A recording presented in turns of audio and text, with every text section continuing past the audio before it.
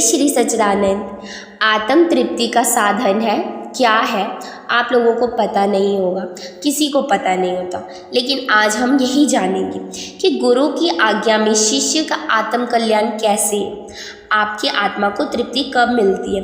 तो हम आज एक कहानी से जानेंगे। पहले गुरुदेव चरणों में हमारा बारंबार नमन है और उसके बाद शुरुआत करते हैं अपनी कहानी की, जो आप सभी को सुनाएंगे।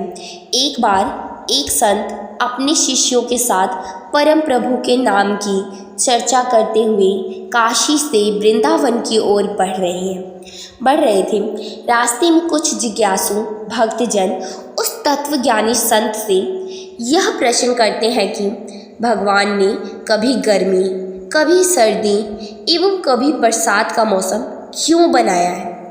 स्वामी जी ने बड़े ही सरल भाषा में उन व्यक्तियों का हृदय की आत्म तृप्ति करते हुए कहा कि यह प्रभु की अनुपम देन है। जलचर, नभचर और थलचर जगत के जीव प्राणियों के लिए उपहार के रूप में है, क्योंकि सभी ऋतुएं हमारे लिए आवश्यक हैं। आज भीषण गर्मी का अनुभव हम सब प्राप्त कर रहे हैं। इससे पशु पक्षी सभी प्रभावित हैं। परंतु क्या कभी हम लोगों ने यह विचार किया कि यह मौसम प्रभु ने क्यों बनाया। परम पिता परमात्मा ने इस ग्रीष्म काल को इसलिए बनाया।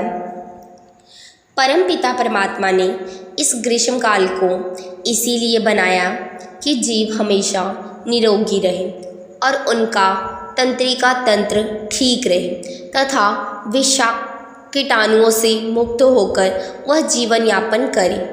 संत के एक भक्त ने कहा कि प्रभु, हमें प्यास क्यों लगती है, पानी शरीर को क्यों चाहिए या हमारी आत्मा को क्यों चाहिए। उन संत ने उस जिज्ञासु भक्त को समझाते हुए कहा कि देखो, यह शरीर पंच तत्वों से निर्मित है, यानी बना हुआ है। इसमें किसी भी एक तत्व की कमी होने के कारण यह शरीर अस्वस्थ हो जाएगा, बीमार हो जाएगा।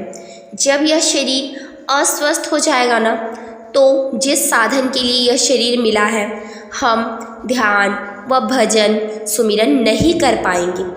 इसीलिए पांचों तत्वों का होना नितांत आवश्यक है। इसीलिए परमपिता परमात्मा ने ग्रीष्म ऋतु या अन्य ऋतुओं को बनाया है।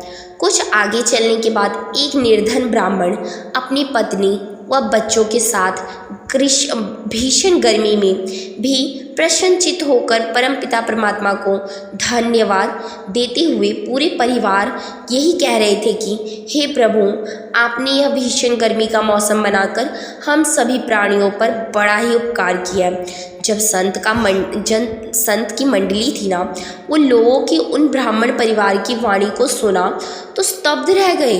उनकी शब्द वहीं पर रुक गए और पुनः गुरुदेव से पूछते हैं कि हे प्रभु, ये लोग ऐसा क्यों बोल रहे हैं। संत ने उत्तर देते हुए कहा कि देखो, यह परिवार आत्मज्ञानी है, इनको हर मौसम से संतुष्टि है, इसीलिए ये प्रभु को धन्यवाद दे रहे हैं। ज्ञानी और अज्ञानी में यही अंतर है।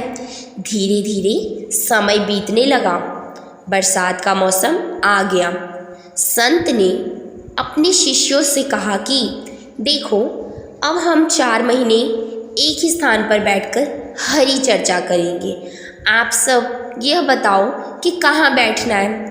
सबने यही कहा कि प्रभु, वृंदावन कर्म योगेश्वर भगवान श्री कृष्ण महाराज की तपस्थली है, उसी स्थान के अनुसार अपना डेरा वृंदावन में लगा दिया। और संत ने सहमति दिया और डेरा वृंदावन में लग गया। वृंदावन की महिमा और संतों की तपस्या का वर्णन करते हुए संत ने कहा कि यह जगह अपने आप में ही भक्ति का व प्रेम का प्रतीक है।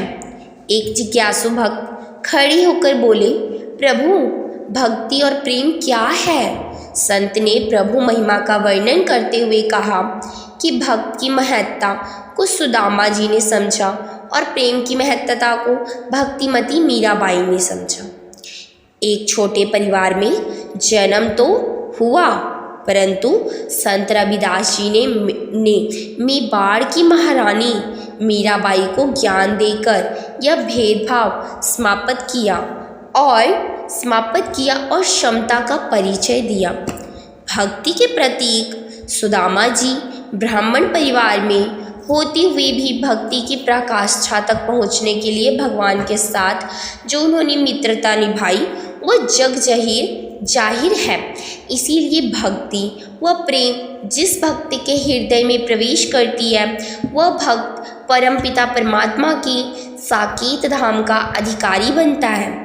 इसीलिए एक जिज्ञासु भक्त को चाहिए कि पूर्ण सद्गुरु के सानिध्य में बैठकर सत्संग रस का पान करते हुए किसी प्रकार का संशय ना करते हुए ध्यान व भजन सुमिरन के पथ का अनुगामी बने, जिससे उसका इहलोक और परलोक दोनों ही संवर जाए।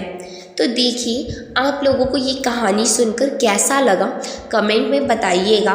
और सबसे पहले अगर ये कहानी अच्छी लगी या ये सत्संग अच्छा लगा तो वीडियो को लाइक करें और चैनल पे अगर नए हैं तो सब्सक्राइब कर लें।